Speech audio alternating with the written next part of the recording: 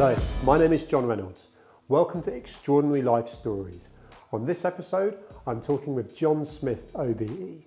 Jon is referred to as the original super agent, renowned for his pioneering role in the football industry. He founded the first ever football agency, significantly transforming the business of sports management. He's looked after some of the sport's greatest talents, including Diego Maradona and the entire England football team for years. All of this is even more impressive when I tell you he couldn't even speak until the age of 17 years old due to severe confidence issues. I'm really looking forward to talking with Jon, so let's get into it. Jon, thank you so much for joining me. You're very welcome. My pleasure. Tell me, who is Jon Smith OBE? Wow.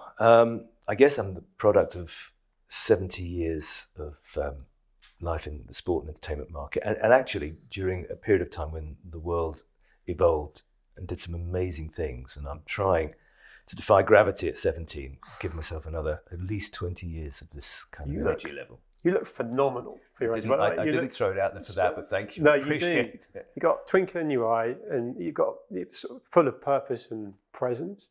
And you've been a big part of mixing it, in terms of what you were saying then, the last 70 years. But take me back to a young Jon, starting out career-wise. What and who were the early influences for you? I can't ever remember being able to communicate, because as a young kid, I couldn't talk. In fact, my real name's Jonathan, and I could never say it. So people would say, I was introduced with my parents, and people would say, "Hi," and your name is, and I'd go, and eventually John would come out, and they'd be so relieved to get something out. They go, "Oh, hi, John." So I never got the Atham bit. I couldn't say Atham.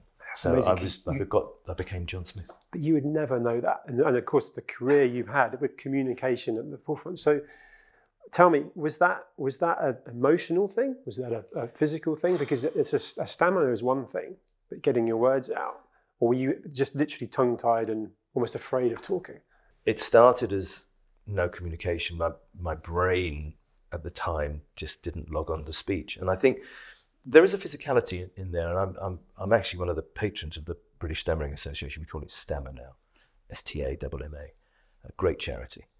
And we found out that around about 2 years of age, your brain gets its pathways in certain physicalities, and one of them is fluency. Right. And 9.5 times out of 10, it hits the right path and off you go. Mine didn't.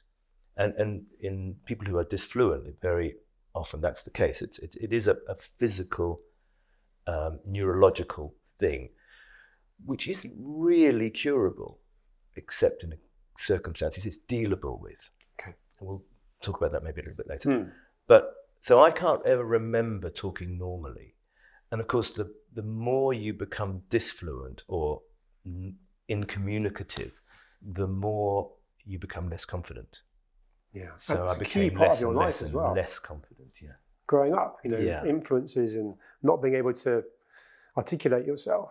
What changed then? That's a key part of life up until obviously you were cured. What led you to being cured, and what cured you? Okay, 2 or 3 things are embodied in my answer. The first is God tends to, if something is taken away, tends to give you something back. So I found that I was physically, as a young kid, very, very quick as an athlete. So I ended up, fortunately, I couldn't talk till I was about 17, 15, 16. But at 14, I ended up running for Great Britain. So that had given me my self-respect back, although I couldn't talk about it if I won. So that was part of it. And that came with its own issues. The coaching staff at the time were of a different caliber, shall we say, than what they are today. So there were things that went on in those days that perhaps, that were very wrong, very bad, and wouldn't happen today. And then I kind of managed that. And then my mum, who was my interpreter, sadly got cancer and died. And my dad promised her that he would find a cure for my speech, which was her biggest problem. So there was a pledge there. Me. Yeah, and bizarrely, there was something in the Daily Express action line about 6 months after Mum died about this miracle speech cure happening in the island of Jersey with a guy called Bill Kerr. And we managed to get on Bill Kerr's, or my dad managed to get me on Bill Kerr's speech cure.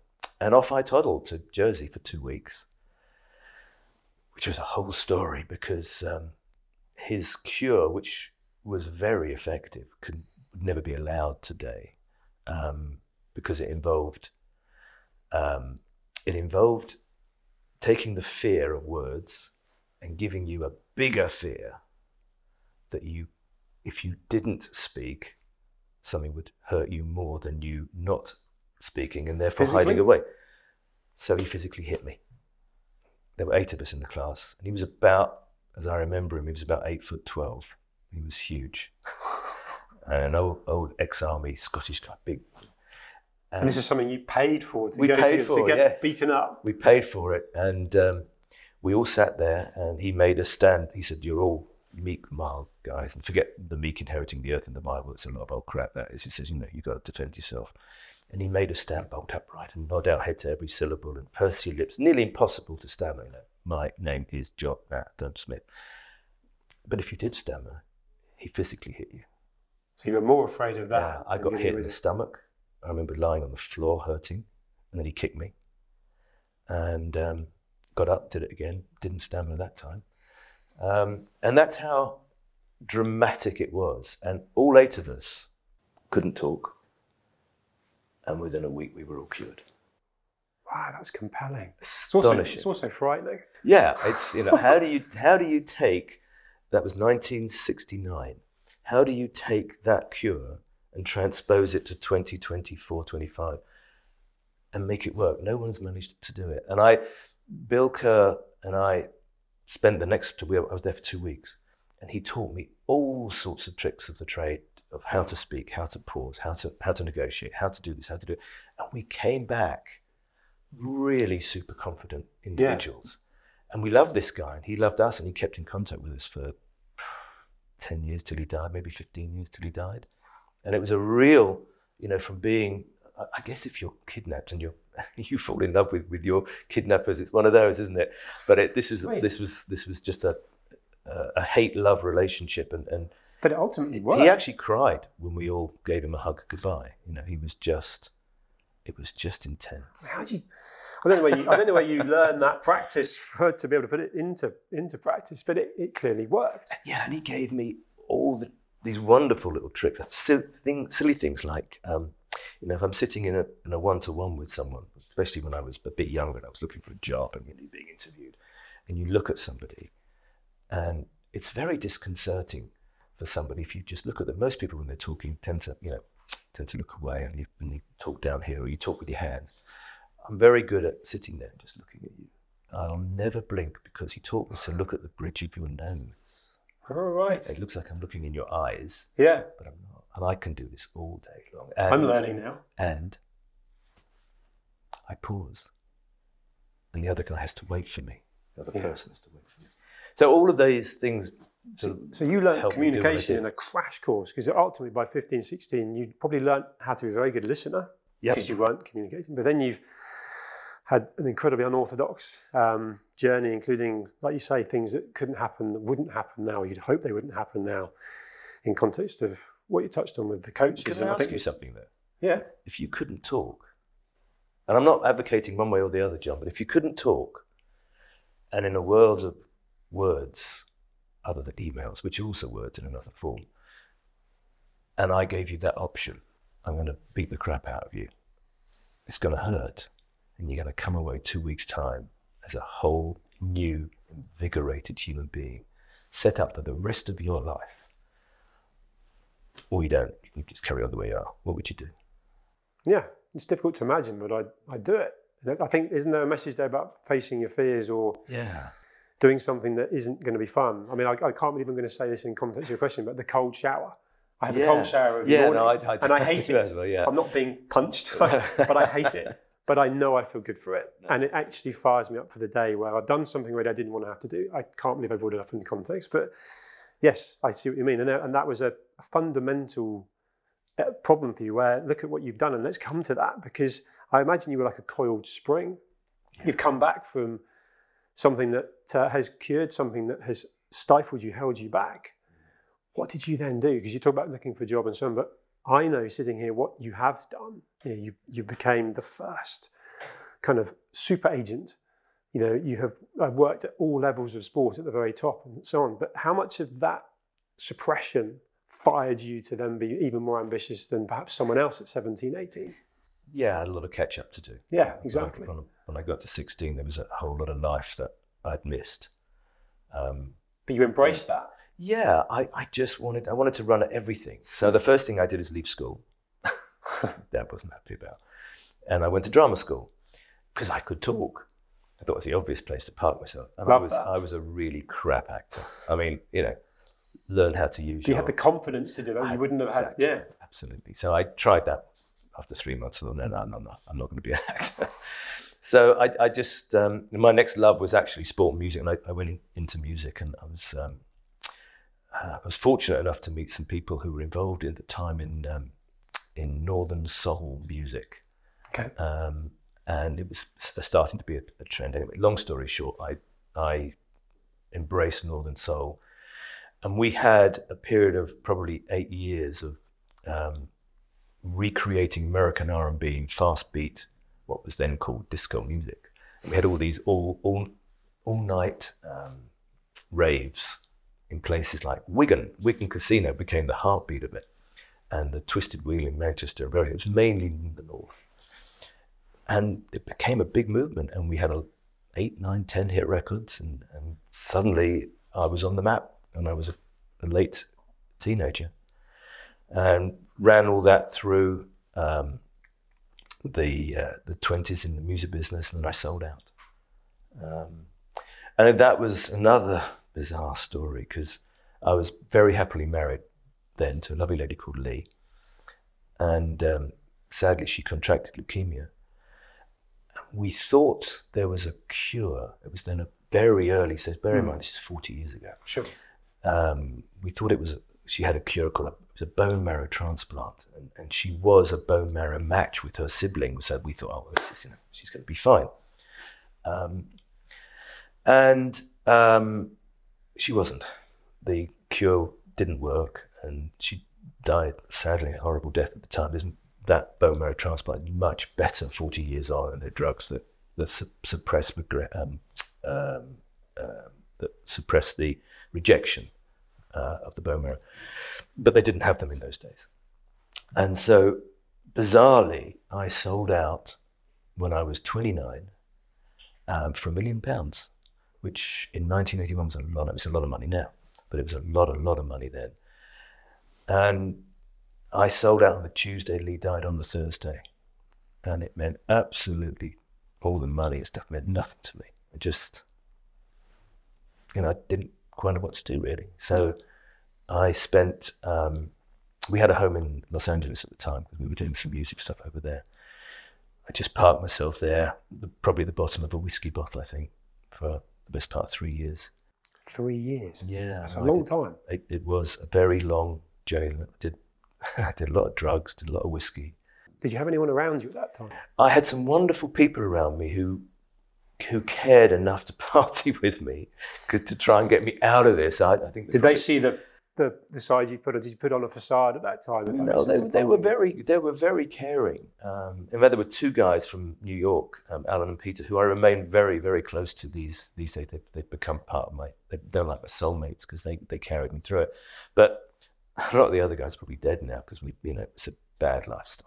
But I needed to go through that, and while I was there, I in my more sober moments, I went and watched a lot of sport, LA Raiders and things like that. It was all good fun, and I loved what they were doing in sport because back in the 80s in England, it was people were dying in stadia. We had Heysel and Bradford Fire, all that sort of stuff. I thought, no, I want to make this entertainment. So I came back with this idea in 1985, 86, that I could do football, which was the big thing. And I'm going to do it like America. I'm going to make it fun. And that so more entertainment, media. That was the basis of that was the basis of how we started First Artist. Yes. Now, you need to tell me about that. But what I love about this is there's real innovation, there's real entrepreneurial drive through this, and continues through everything you've done. Part of that was instilled in me. I mean, obviously it was in me, but part of it was Bill Kerr, who just gave me this drive. I'm going to give you a toy. It's going to be a toy to begin with. In fact, I wrote a whole document thing about, my new toy called speech. But it then became more of it than a toy. It became my toolbox for my future. And he helped steer it. I phoned him every Sunday, 10, 12 years, every Sunday night. So he was like a mentor. Walked through it with me every week. Yeah. Gosh. So with that toolbox that you absolutely utilised, talk me through why there wasn't a kind of sports agents, and then how you were able to ultimately, it was 400 of the biggest names. It's what Diego Maradona, the England football team. I mean, you went stratospheric. I got very lucky. I was very friendly before I left with a guy called Paul Mariner, who was a footballer who used to play for Ipswich Town and was ending his career at Arsenal, but he'd just come out of the England team, and he and I had this idea that we'd manage the England team like they managed their players in America. So I came back and met with the then England manager, Bobby Robson, who was wonderful and encouraging, and just became a really dear friend of mine over the years. And Bobby allowed me to introduce these silly ideas that I'd learned in LA. And I brought in companies like Coca-Cola and the Mars Corporation, and we had all these fun things. The players loved it because it was the start of them earning proper money. I was just going to say, because so you could actually points to you.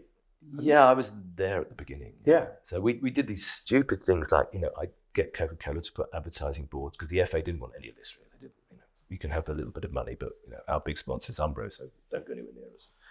But they allowed me to do it. So we put all these advertising boards around the ground with the players, where the England games were, and Bobby would allow me to tell the team the day before the game where the boards were going to be. So if you score, lads, we need to celebrate in front of the boards. And if you look back at some of the old footage of England in the 80s, late 80s, you'll see them score and go, yeah. And then they're like, where are we going to run to? Was it, oh, there it is, look. And they all charge off down there and they celebrate in front of the board. So there was me going back to Coca-Cola and saying, well, that's worth, what's another £500,000, isn't it? Whatever. And then they said, yeah, it is. But the problem is that you're obscuring the board. We can't see the advert. So Paul Gascoigne said to me when we talked about it to the England team, he said, I tell you what we'll do. I'll dive on the floor, and all the lads could dive on top of me. And that's how diving in football started. I did not know that. I love that. And actually, talking about players like Paul Gascoigne, there's so much injection of money that's come into the game in different ways. And again, instrumental to you. I loved it when we were talking pre-filming about your, again, entrepreneurial innovation that has sort of led to the power of the football boots and the branding. Yeah. And you must, in your own words, you must tell me how you kind of manipulated that, if you like. Because we were making quite a lot of noise, I caught the eye of a rather entrepreneurial guy called Rupert Murdoch.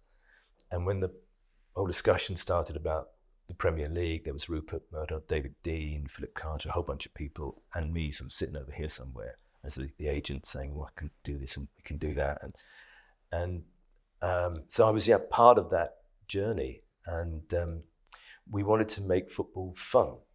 So we got them to do all sorts of weird and wonderful things, the team, and for instance, when they ran on, if they didn't have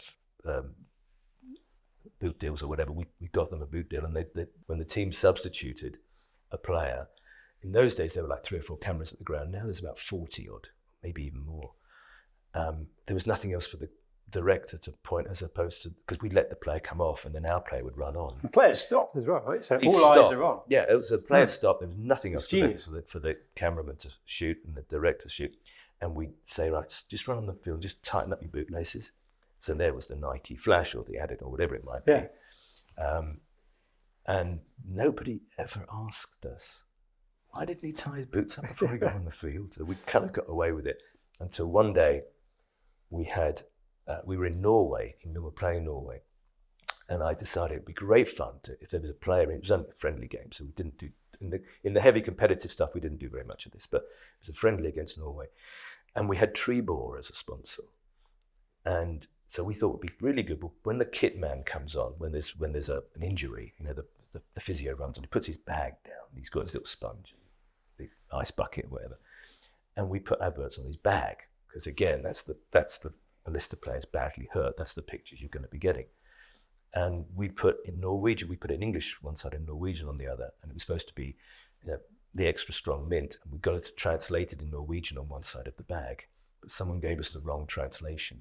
And it came out as suck on a hard one. Oh, no. And so we got caught out a little bit by that. And so we had to behave. By that time, of course, everyone was having fun with it. Yeah, of course. And it was the way forward. And that's the start of how we had dancing girls before the games of Premier League and some sort of stuff, which didn't work. No, but again, probably from America. Yeah, some cultures where. It was do you know what I love though? Again, that entrepreneurial trait. You're trying, you're failing, but failing fast and moving on. And enough of the things that you did try, there's plenty of other stories you could tell me, have changed fundamentally how we watch football and what we know. All the boards around the ground, the boot deals, they're huge money now. And also, it's become. Other than George, Paul and Ringo, this is the biggest emotional export Britain's had. Sure. Ever. Yeah. I mean, a fifth of the world's population watches the Premier League every weekend. That's massive, isn't it? It's huge. I mean, you're talking 2 billion people. But just because we're on and things have moved so much now with Saudi Arabia and these leagues what are your thoughts on where the game's at? Because sport is so intricate in people's lives. There are people that will never kick a ball, that are working in a factory, but football's everything to them. Their club is everything to them. They support their country. Do you think that kind of loyalty and that kind of what's always been legacy with football is changing slightly with so much money that's come into the game? You can sometimes see a player that, dare I say, isn't trying as hard as they should. There's politics behind the scenes because there's so much money. Do you think that's something you need to be aware of and careful of? Again, it's a really very good question because it does worry us a little bit. I'm very proud of what we do, and I don't have a problem with the fact that the big investment funds and now nation states want to own Premier League clubs. Now, how do you manage that going forward? Because technically, Man City owned by UAE or Newcastle owned by Saudi Arabia, they can outspend everybody.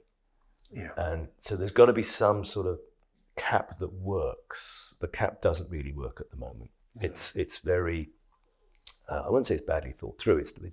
It's thought through with every good intention, but it's not functioning the way it should do. So somehow, you take Saudi Arabia. I was in Saudi Arabia last week, and they love their sport. I think it's great, but what the government's doing essentially is saying, socially, we're not overly acceptable yet on the global stage. So we'll engage with the sports lovers. I can remember, I was advising the then Secretary of State, Oliver Dowden, during the pandemic when he was Culture Secretary. And I remember being in Downing Street and saying to the people around, we have to bring back football. We just got into lockdown. The repository of the emotions of our nation largely sit in sport now. Years and years ago, national disasters, you'd go to church, synagogue, mosques, wherever you went. That's not the case now. You're stuck at home. You need to just shout at the television. Yeah, and it brings people together. Exactly. Grandparents, kids, all watching a game. I think football and I think nation states like Saudi have realised that they can actually influence the world's public by buying into and buying up golf, tennis, football, boxing, and encourage people to look towards Saudi Arabia as a future partner, and which is exactly what is happening now. The only downside of all that is how do you regulate it so that money doesn't become the determining factor. Sure. And sport and competition remains at the top of the agenda. Yeah, no, well said. And actually, sort of on that similar kind of trend where so much of this ultimately culminates in success. Sitting here now, there's so many things you've done that have been successful, and actually, rightly so, you've been awarded the OBE for services to football. Sitting here now, how would you define success? On a personal level, being of senior age, there are, if you asked me that 20 years ago, I'd say success is I've arrived at the railway station. Now I'm at my destination. I want to make the destination better, more exciting, more vibrant, more this, more that. I think sitting here in my 70s, I kind of think I stand on my balcony at my home in Spain and look at the ocean, and being able to smile with a contentment, and just, I think that was very important actually in a somewhat rabid, goofed up world, to have contentment in your mind and your physicality. I mean, fortunately, I'm still physically able to do stuff. Yeah. And I said at the top end of this, being able to be energized for the next 20 years is now my ambition on the personal level. Longevity. Yeah, I want to keep that going. But yeah, I think it's the ability to be able to be contented. I think that is such a powerful word, and unless you have the physical ability and mental strength, is that the right word? Probably not, but the mental capacity, mental mindset to sit back and be contented, then life will always be a problem. Because I can feel that from you, and you've already shared some pretty harrowing and emotionally tough times, and yet right here now, it's radiating from you that you are content, you're fully present, you're relaxed. What's worked for you to get to that point? Because you had those 3 years where you just let go, as a younger Jon, and then to be to this point now, if you're almost giving me advice or anyone watching or listening how to get that contentment away from maturity, what works for you? Okay, I'm going to answer this in a really strange manner because I'm going to go backwards. You're not going to hit me. I'm definitely not going to hit you because you might hit me back. Yeah. I'm going to go backwards. We spoke at the top end of this about things that happened when I was younger. So I was part of national athletic squads, and some of the behavior of some of the coaching staff, totally unacceptable. Is this physical and mental? Physical and mental. And we as a group of young athletes kind of accepted it because it was acceptable. The authority dictates.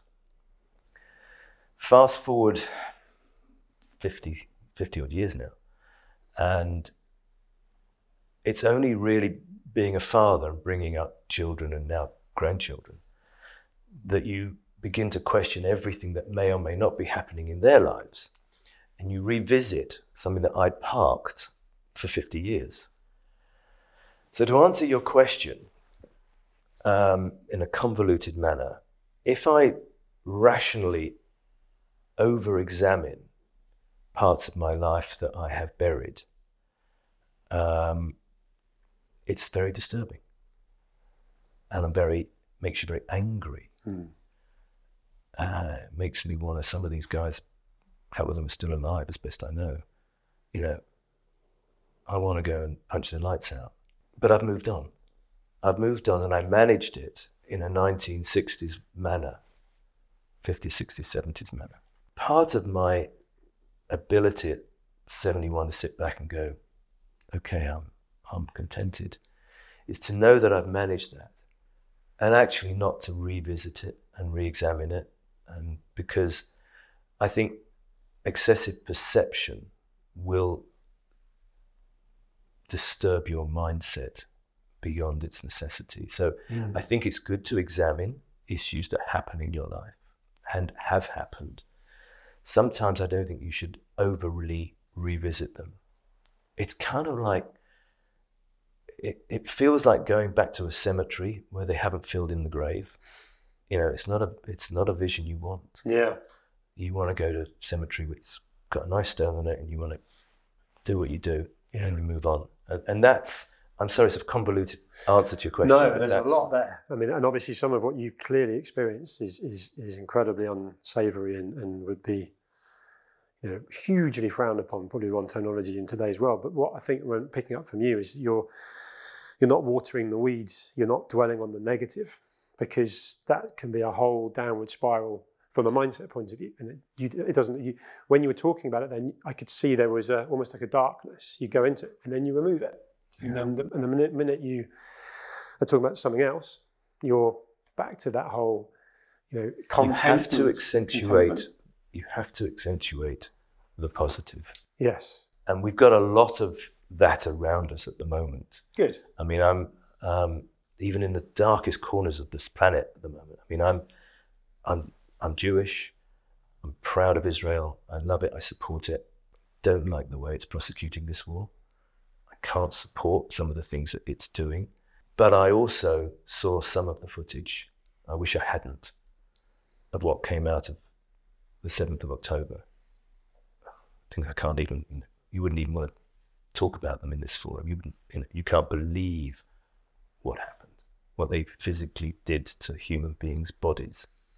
Beyond belief. With a smile, by the way, they did it. And so it's, even in the darkest of times, if I was sitting there and I pride myself to be an ace negotiator, even I was sitting there between the Iranians, the Palestinians, the Jewish state of Israel, and all the other participants are in that arena, you have to take that the human spirit has a determination to live and make it better.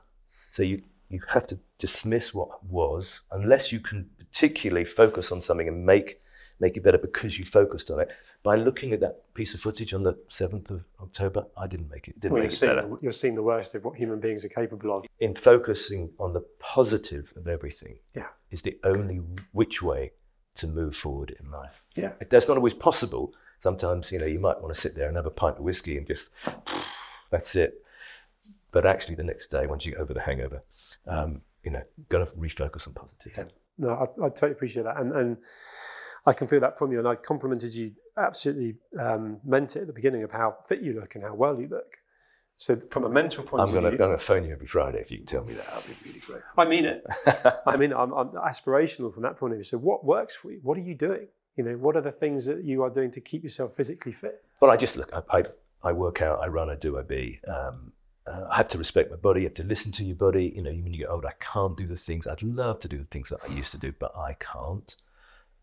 So you have to manage that.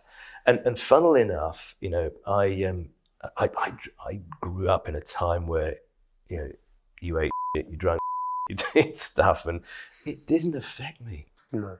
So I think it's because I was just on that, I'm going to do that, I'm going to have some fun, I'm going to live, I'm going to do, I'm going to be.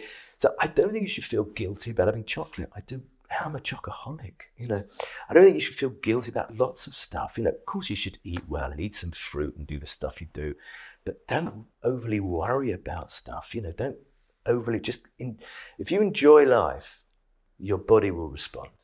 So actually what you're saying is you can control a lot more of that. It's here. I like that. It's like, I had a conversation with a few athletes over the years.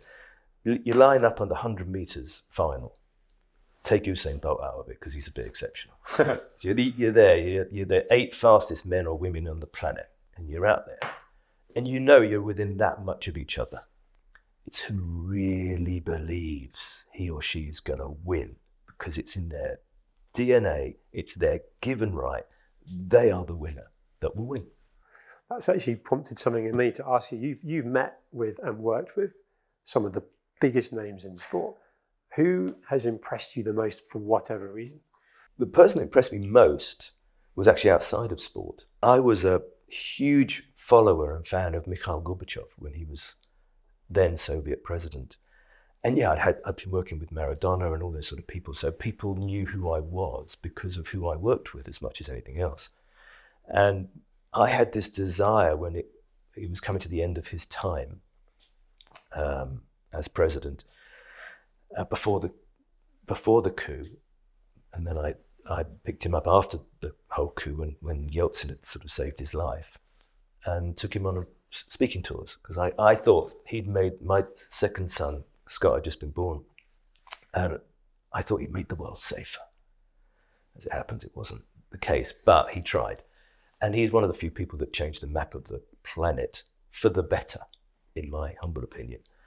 And so he was probably the man that I admired and respected and was actually in awe of. I mean, on one of the nights he wasn't talking. He and his then wife, Raisa, and my wife, Janine, and myself, went for dinner with him here in London. And we walked into a restaurant and everyone was going, "Was that Gorbachev?" So we walked in because he was very noticeable.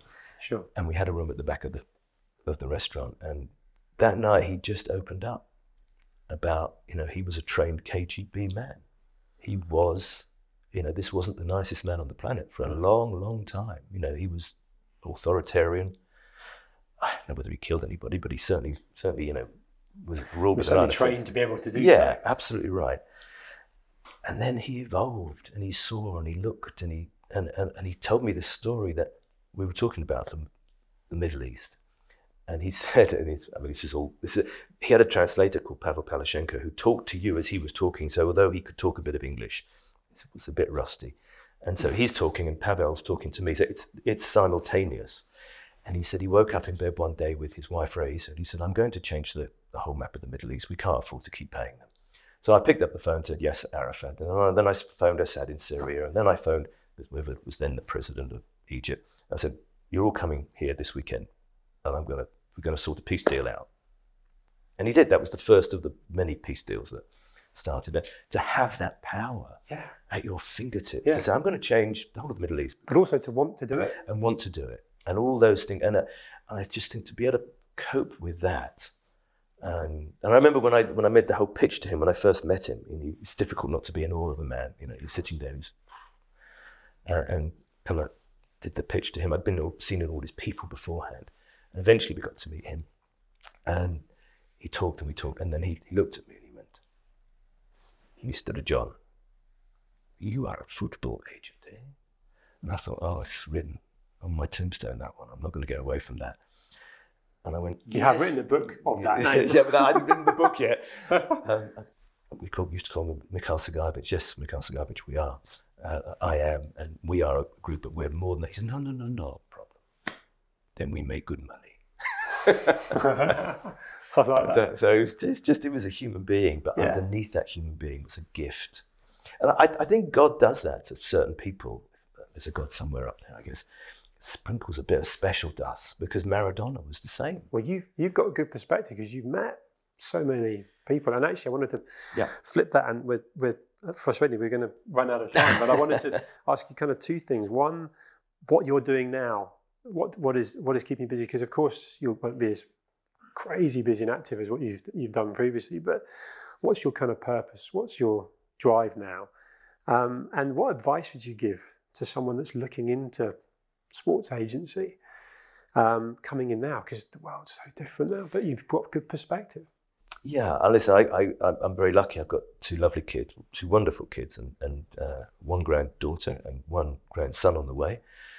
So all that's really cool. And Ross and Scott, my kids, are touchwood, doing very well.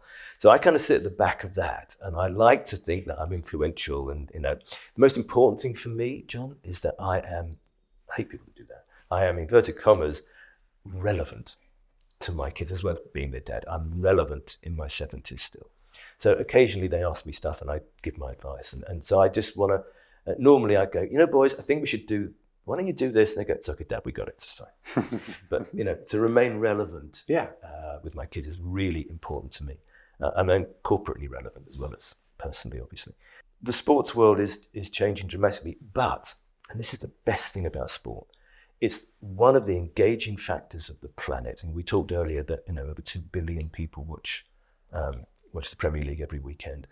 In a really goofed up world, sport is an enactor of positivity. And I just think we can use sport for sport is sport. It shouldn't osmose into politics, but hey, it does. So the fact that it has, let's use it for the good. Let's get people to support sport, which is essentially a healthy lifestyle. It should be non-drug based. It should be effort based. It should be achievement based. And the money's there. So if you really can do it, then the rewards are there as well. I like that you put the money at the end. So there's a purpose. All the things you said, that sense of community, that sense of and actually politically influencing for the good. Yeah. But then actually, if you go into it for all those reasons, you can make good money out of it. Exactly. It's been an absolute pleasure talking to you. I could talk to you for a lot longer, Jon, but it's been a great pleasure. Thank you very much. Thank you for joining me. More than welcome.